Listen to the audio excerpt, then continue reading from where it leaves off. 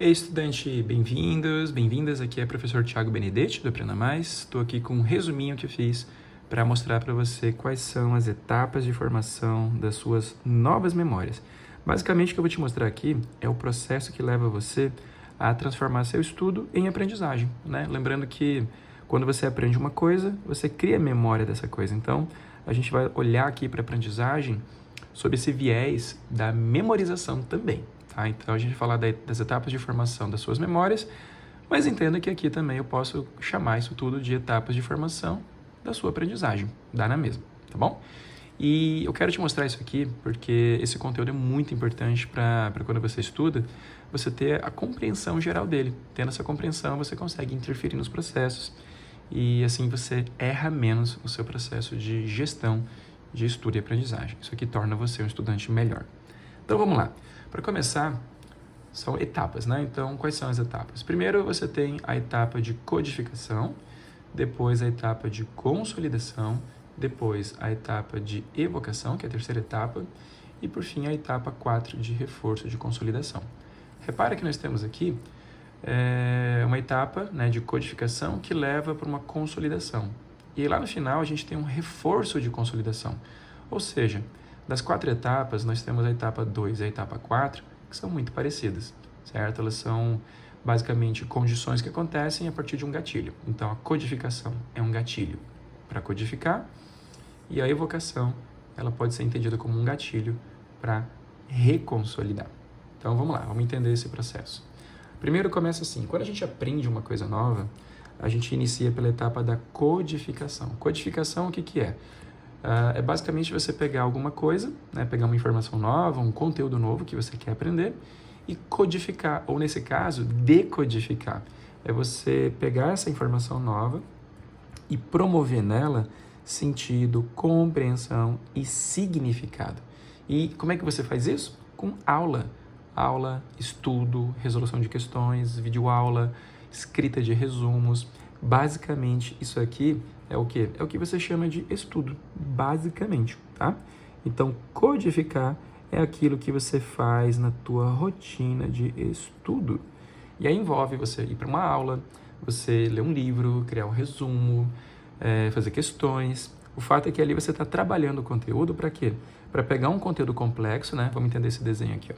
Você pega aqui um conteúdo complexo, uma coisa nova que você não sabe, que está ali meio enrolado na tua cabeça. Aí você faz o que com isso? Você desenrola esse troço na tua cabeça, dando para ele sentido e significado. Então, quando você diz assim que entendeu um conteúdo e que ele fez sentido, quer dizer que você codificou. Então, a codificação, ela é uma espécie de gatilho, né, que você ativa quando vai para aula, quando estuda, quando lê, quando faz resumo, quando resolve questões, e esse gatilho cria para você um sentido. E aí isso acontece baseado em quê? Né, de onde que vem o teu entendimento de alguma coisa? Isso vem de quando você pega aquilo que você já sabe e utiliza para conectar com aquilo que você está aprendendo. Vamos lembrar, aprender é o que mesmo? Aprender significa você pegar os seus conhecimentos prévios e renovar eles com aquilo que você está aprendendo agora de novo. Então, o que é aprendizagem? É conectar uma nova informação numa velha informação, criando sentido. Isso é codificar.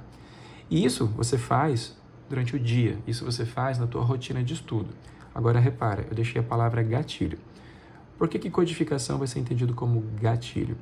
Porque a codificação, ela vai levar para a próxima etapa, que é a consolidação. O que tem aqui na consolidação? A consolidação é uma segunda etapa que basicamente faz o quê? Que consolida as novas informações que foram aprendidas lá na tua memória de longo prazo. Então, essa consolidação, ela não é necessariamente uma ação tua, ela vem como consequência da tua ação de estudo, que funciona basicamente assim. O que é consolidar? Consolidar é quando o teu cérebro, ele pega um pedacinho dele, chamado hipocampo, e esse hipocampo, ele é responsável por guardar dentro dele aquilo que a gente chama de memória de curto prazo, certo? Essa memória de curto prazo é aquilo que você entendeu da aula, é aquilo que você estudou no seu livro, é aquele resumo que você fez, são as questões que você resolveu, é aquilo que você codificou. Então, onde que essa codificação fica guardada? Ela fica guardada aqui no seu hipocampo, só que por um período curto de tempo. Então, esse hipocampo, o que ele vai fazer? Ele pode, talvez, converter essa informação, essa aprendizagem, em memória de longo prazo. Então, é uma espécie de transferência, é como se você transferisse aquilo que você estudou para a memória de longo prazo, lá no seu córtex cerebral. E esse processo só acontece durante o sono. Então, quando a gente fala que você, estudante, precisa considerar o teu sono como uma prioridade na tua vida, é por conta disso, certo?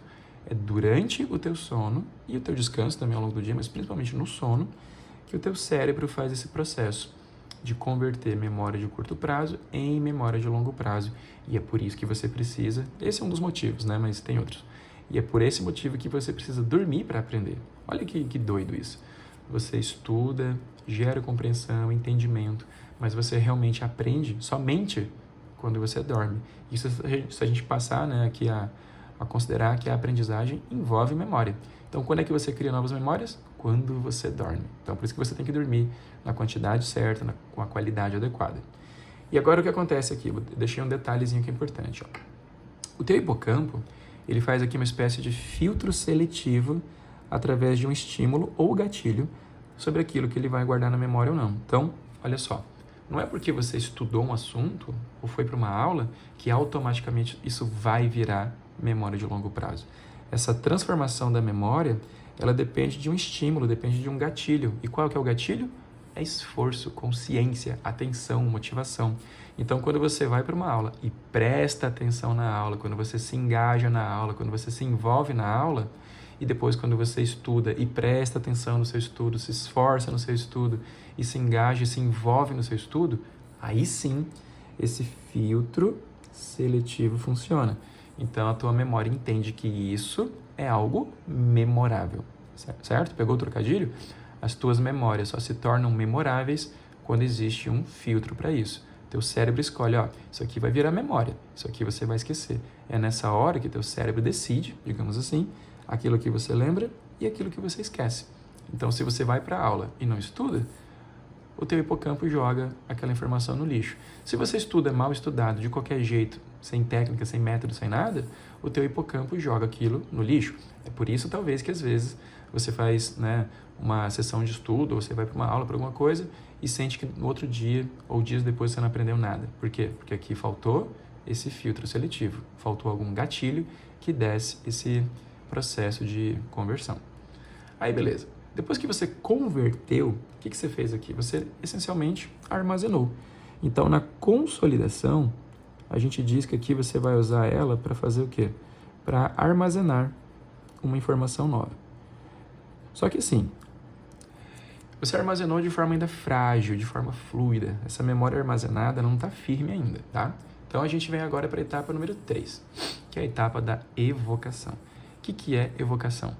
A evocação é uma etapa muito importante para a manutenção da tua memória. Ela é o que você chama por aí, provavelmente, de revisão. O que é evocação? Evocação é uma etapa, né, em que você faz um esforço de recordação ativa para tentar localizar e resgatar lá dentro do teu cérebro alguma informação. Então, imagina que aqui você codificou e compreendeu um assunto. Aí, dias depois, então repara, isso aqui era um dia, aqui você dormiu. Então, aqui já tem que ser outro dia, certo?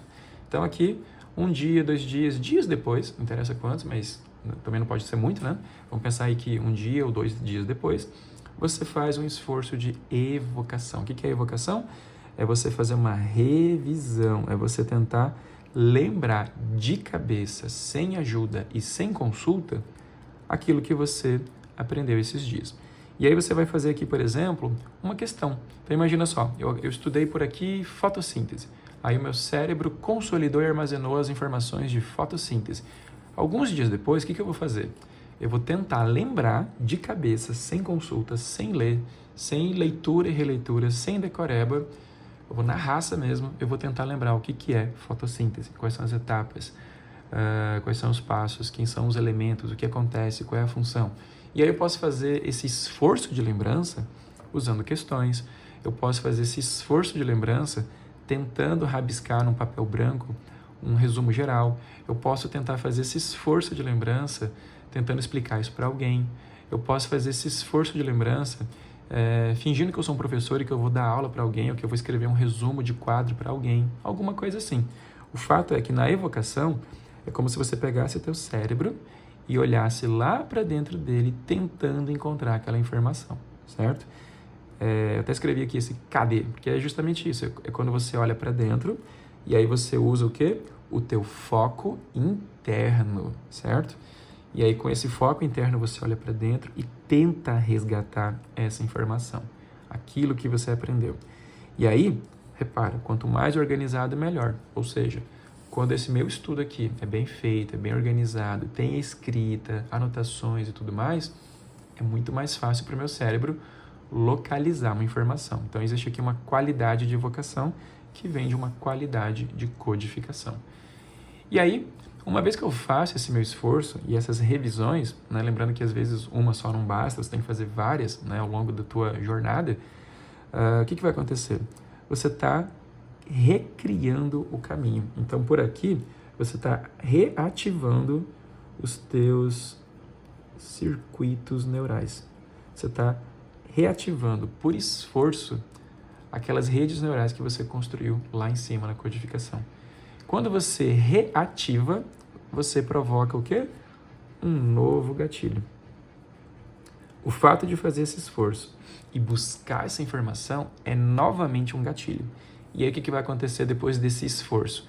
Depois que você fizer isso durante o dia, na tua revisão, por exemplo, resolvendo uma prova, fazendo um simulado, corrigindo questões que você errou, ou criando novos materiais de estudo através da evocação, né? Sempre lembrando, evocação sempre é sem consulta e sem ajuda.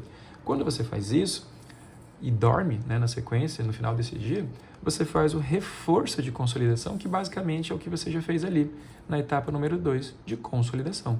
Qual que é a diferença aqui da etapa 4? Na etapa 4, você já tem as redes neurais prontas. Então, nessa etapa, o que acontece?